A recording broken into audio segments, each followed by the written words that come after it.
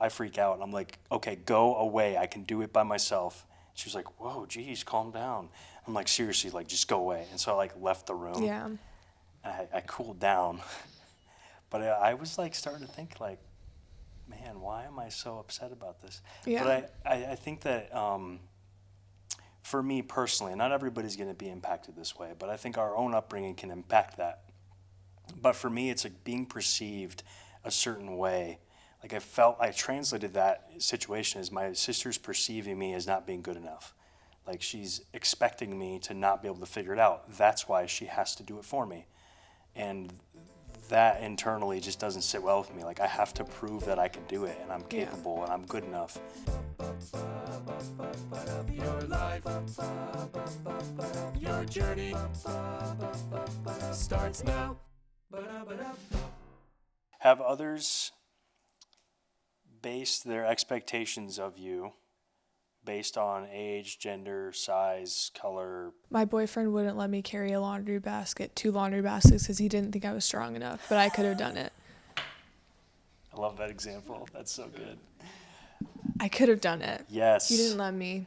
What is that like? Like what's happening inside of your head? I wasn't feeling like angry, but I thought it was kind of funny just because I totally could have done that, and everyone who actually knows me knows that I can actually carry a little bit of weight because I've been weightlifting for a while. I was helping my in-laws get rid of an old ping pong table that at least used to sit on like a pool table kind of thing. And they invited like me and my brother-in-law and my brother-in-law's friend. My brother-in-law, big black man, he's huge, he's very strong. And then his friend, basically same person, same build. Anyway, I was like carrying my own weight. I was doing fine. And then my brother-in-law's friend tried to like help me. Oof. I got so mad. Oh. I didn't freak out. Like I held it together, but like internally, like my head was boiling. I'm like, do I not look like I'm doing it? Like I'm fine. Why are you Yeah. trying to help me? And that bothers the heck out of me when people think that I can't handle the thing that I'm doing. Yeah. And they try to step in. Does it happen often? Oh my gosh, yeah, more often than I'd like to admit. And I think mean, I can see like why people would be like, yeah, don't let this girl carry anything. But like you have muscle, I can tell. Thank you, Abigail. I appreciate that. More than me. It's not just the muscle thing though. It's like if I'm ever doing something that's like I'm just doing it by myself, and maybe somebody sees that, oh, maybe I am struggling, or they try to step in to help me with it. Yeah. I just instantly get like, So no, what's going go on away. there? Oh, for sure. For sure. I've thought about this. I've talked to my therapist about this. Yeah, what's going on there? Okay, here's an instance. The other day, or about a month ago, I was running slides for a church show that we were helping the youth with, and I was doing fine by myself running the slides. I had one question, so I asked the guy, "Hey, can you help me with this?" And then that invited him, I guess, to help me with everything that he thought I needed help with. And even I know I just needed help with one thing.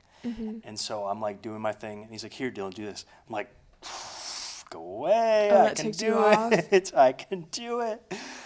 And that happens a lot. Yeah. Okay, my son's birthday. He just turned 3. He got a Mario RC car for his birthday, and my son was super excited about it. He wanted me to open it for him right when we opened it out of the box, or right when we opened it out of the paper. So I'm sitting at my counter. Trying to open the box for my son. My sister's standing there, and again, she's kind of like always been very much of a mom, even to me. Yeah. She was 14 when I was born, so she kind of like helped raise me in a way, in a lot of different ways.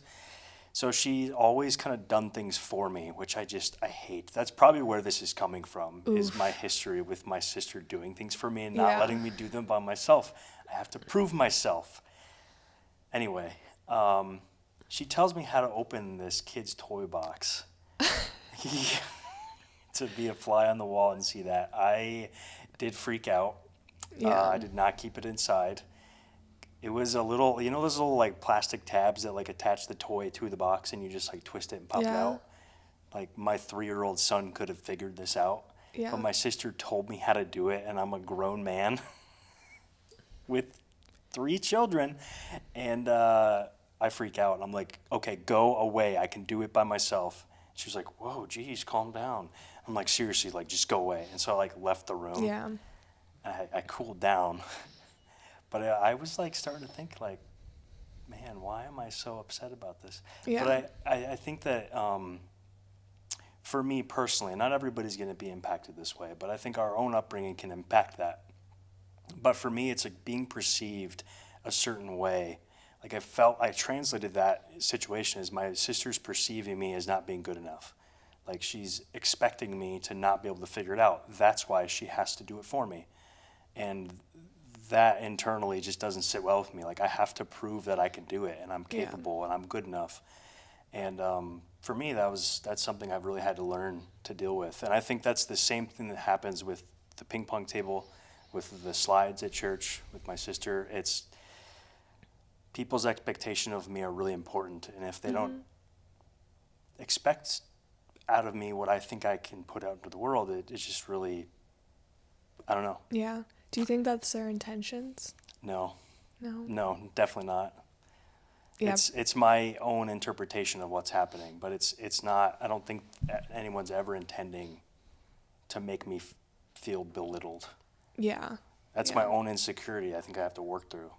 Yeah. I can see that a lot with people and myself, and it's definitely getting better, and like realizing that, people they don't have an ulterior motive for absolutely everything. So I was gonna ask you, like, did you have any feeling of like he had like some ulterior motive behind that?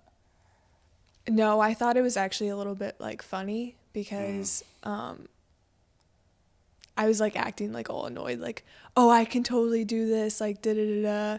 But on the inside, I barely felt annoyed, but I mostly thought it was like funny because that's one of those things where I used to get super annoyed when people wouldn't let me just do things myself. But I also see like he just didn't want to make me carry 2 laundry baskets. Like that's what I've seen it as. And I think, I don't know, I think the underlying thing I see here is like, I think it's also different between men and women. Like I am like there's not much going on around here, so it's not like I can really expect myself You're talking about your arm muscles. There's not like I should expect that almost, just because physically I am lacking in that area. But in other areas, though, Yeah. like if it, There have been things. not related to like physical strength, but other things. Yeah. So I think in other areas, and like examples of I guess as I'm walking into a new stage of life, people have a lot of advice for me, and sometimes it sounds more like, oh, do this and this and this and this and this. And I think what's frustrating about that is, although it's great advice, it is. I've gotten a bunch of great advice and a lot of different ideas and whatnot, and I think I'd be good at them and it would work out and be great for me. But then there's also the aspect of, I want to make my own mistakes. Like I want to, like, people who've already lived like a life and have been very successful and they kind of have, things down that would work for the average person, like how to, do your finances or whatnot. I kind of want to figure that out for myself. Like I want to look at the research and go through it myself to find out what's best for me. Yeah. And if I make a mistake, I want to make a mistake. I want it to be on me, because I've had people who I've listened to, who I've taken advice from, who were over me because I was, dependent on multiple different areas, where they have made mistakes and I resented them for making those mistakes. So if I took someone else's life, like layout, and used on my own life and it didn't work out, who would I blame? I want to blame me. Like I would blame me because like I chose to use that layout, but like I want it to be my mistake. Sure, yeah. And I don't know if that is there ever a place though where we should learn from other people's mistakes and take the advice? Oh, absolutely. That I think that this is a lot where it's not so black and white, because there's a gray area. Like if you're making something that's so obvious, like the outcome is just going to be bad, Sure. don't do that. Right. But there's a lot of gray areas, like finances, for example. Like it's going to be different because everyone has different goals and different dreams.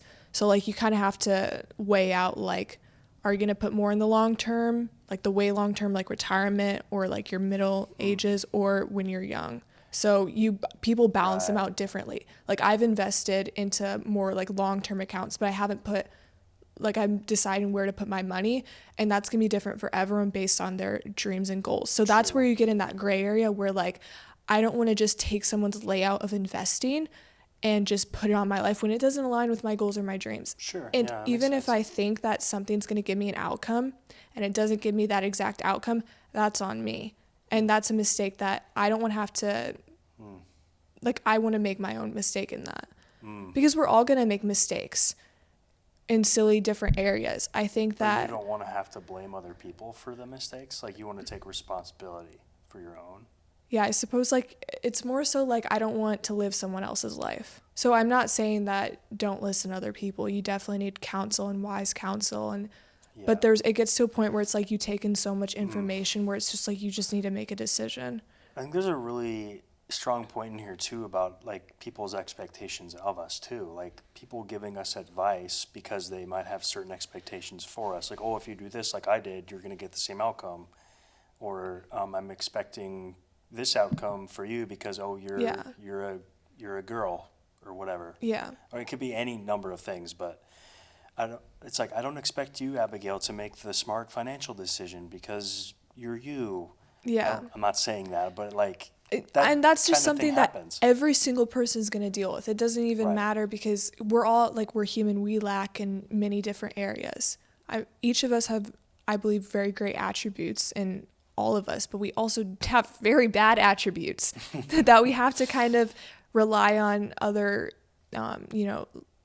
people and Right. ideas to kind of counter. Yeah, and to help guide us and direct us, and that's why I always say like, always have a mentor, and always it's one of the things that one of the principles I've kind of really grasped onto in my personal life is I always want to be teaching somebody else, but I also always want somebody to be teaching me, Yeah. so that like, because I do believe that we grow and we learn by helping other people learn and grow. Like, Yeah, I think that's so, true. what am I trying to say? How this relates to expectations is like letting. For me, it's so important for somebody who's like helping me learn to let me make my mistakes. Like you were saying, like I want to be able to make my own mistakes. I feel that very true. So even if I do have a mentor that's helping me and coaching me and teaching me, I also want them to let me make my own mistakes. Yeah. Because with my sister, coming back to my sister thing, there's a lot of times in my life, even to this day, that I feel as if maybe I'm not given enough freedom to make my own mistakes.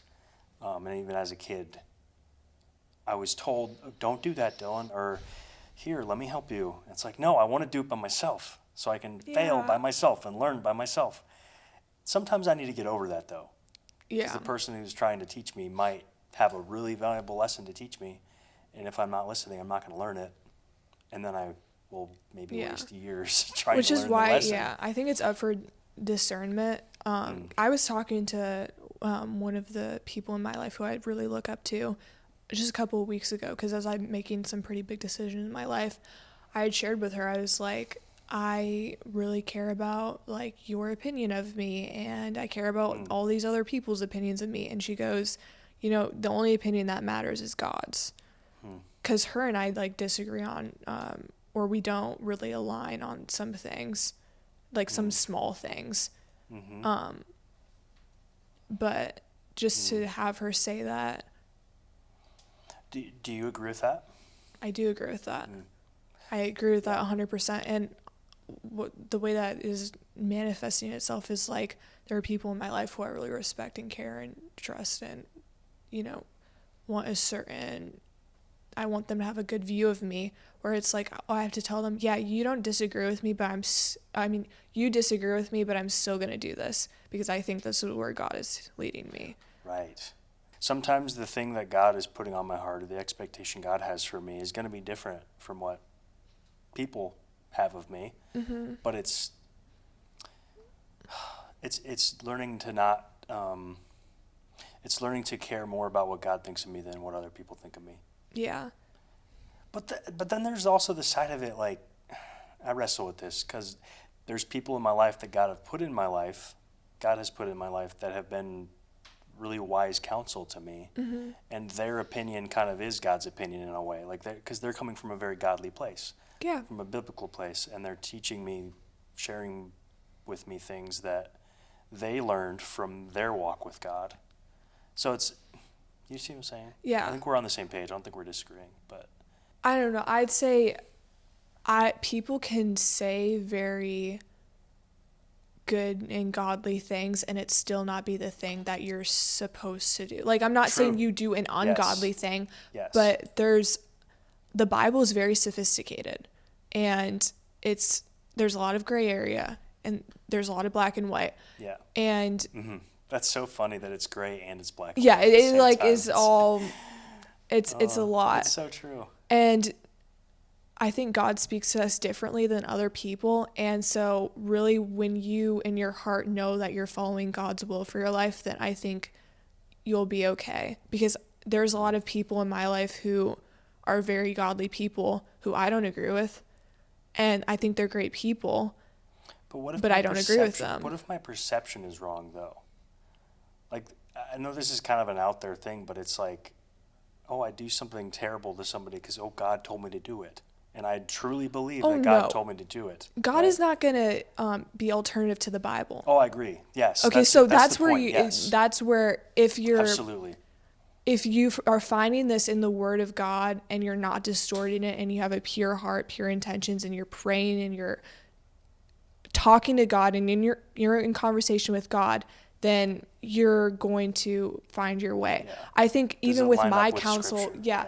I mean, with things going on in my life, I mean, you're pretty much discerning the good from the better. Because I can bring an example. So let's say I have two different schools. I have two different mentors who have gone to these Bible schools, or these theology schools or whatever.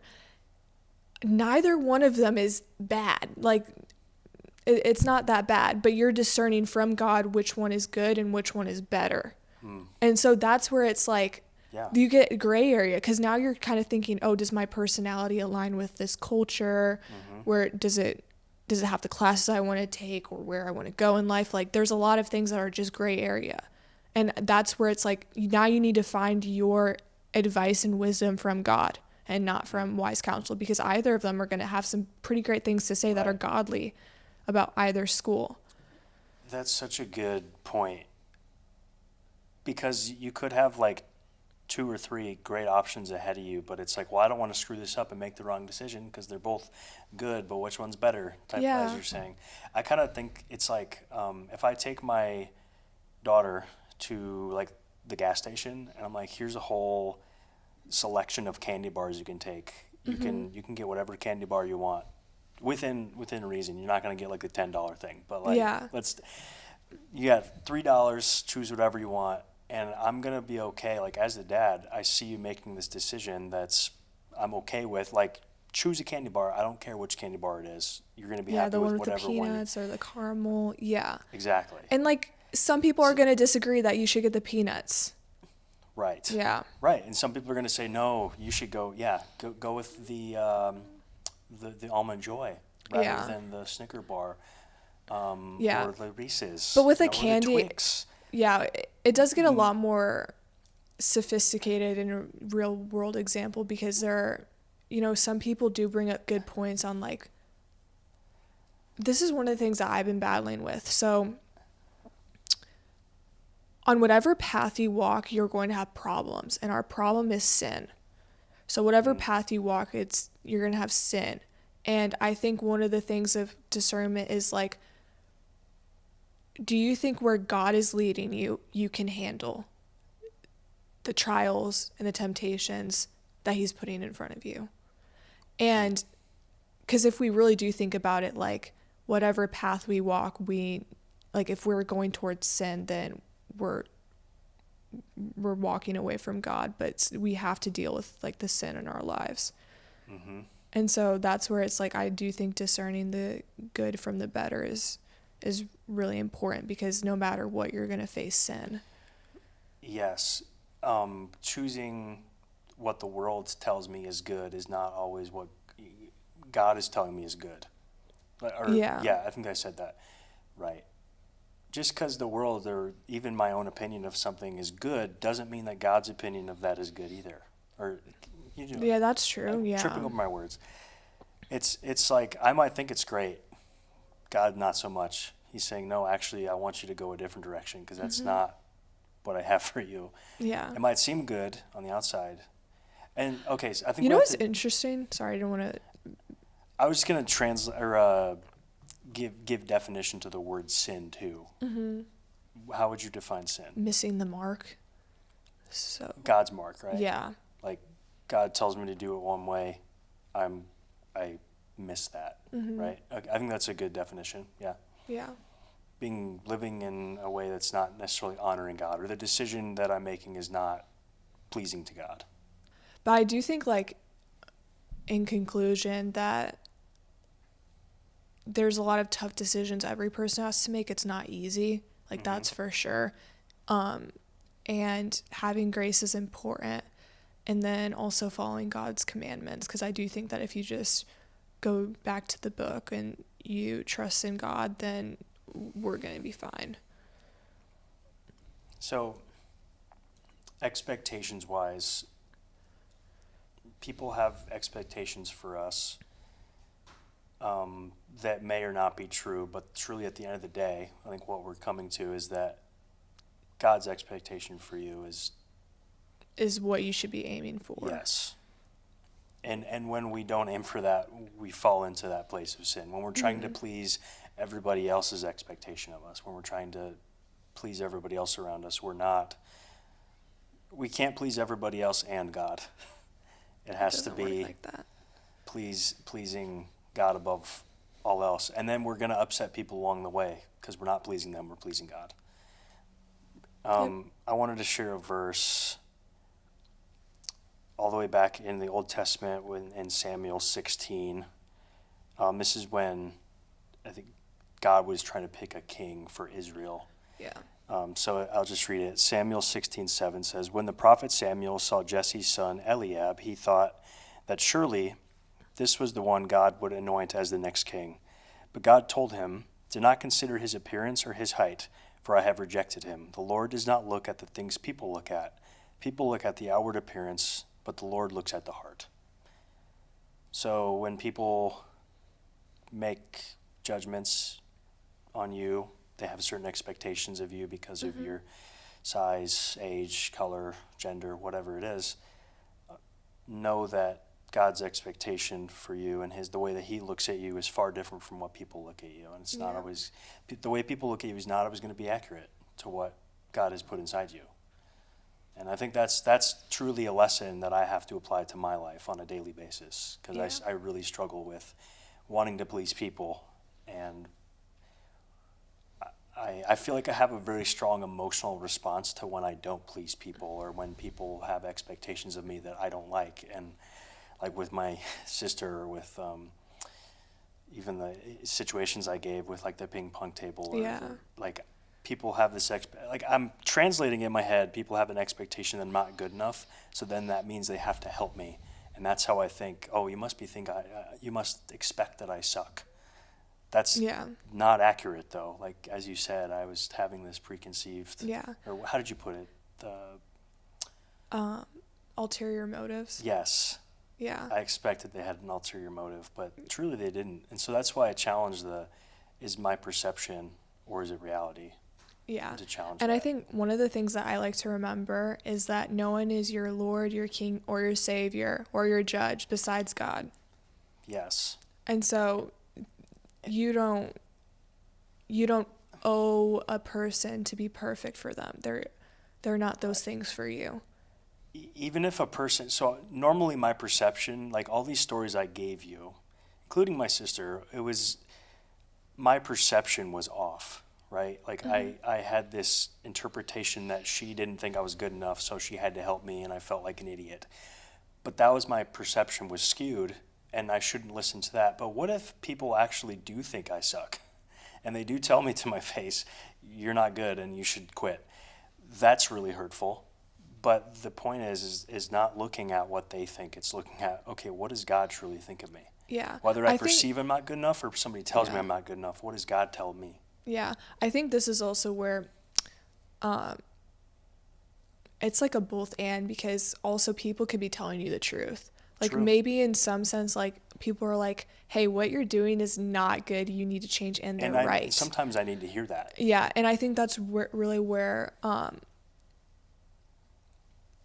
having that relationship with God and being able to discern those things is important, because sometimes Yes. people are just there, they are telling the truth. I think what you're getting at, Abigail, is that God is our objective reality that we should be basing all of our. He is the truth at the end of the day. Yeah. And if somebody tells us that I need to get my act together, and that's coming from a godly place, and I can look at the Bible and say, okay, I think this person is Yeah, the true, lines. because the Bible lines up with what they're telling me. This is what God's telling me, and that's the truth that we base this off of. Yeah. It's not about people's expectations or my expectations of myself or my misperception. It comes down to, in Jesus, I am enough. In Jesus, I am loved, I'm wanted, and even if I don't feel any of those things, it's still the truth. Yeah. Thank you guys so much for watching this episode. I hope you enjoyed it. Again, if you want to get connected, I'd recommend that you go grab a friend and also grab a journey workbook. There's 7 sessions where you can go through with a friend and just talk about life. I think you'll really enjoy it. We also have another workbook. It's called Journey Towards Maximum Faith. If you'd like to grow deeper in your faith, this is another tool to do that. Thank you for listening. Tune in next time and make sure you like and subscribe. Visit us at journeycoaching.org and check us out on Facebook and Instagram. Start your own journey at journeycoaching.org. Your life, your journey starts now. Ba-da-ba-da.